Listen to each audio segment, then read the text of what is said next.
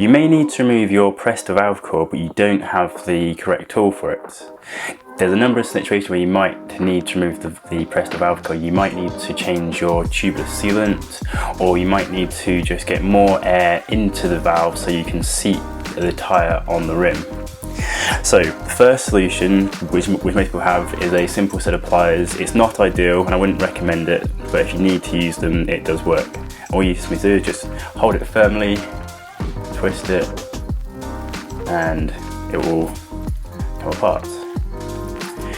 The next solution, which is a bit better, is you can use a chain tool.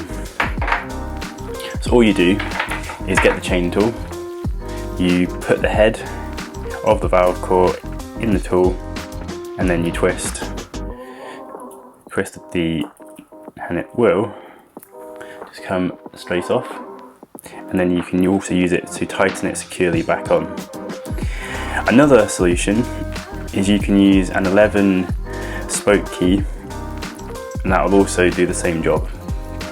I hope you've found this useful, and look out for some more tutorials on bikebath.com.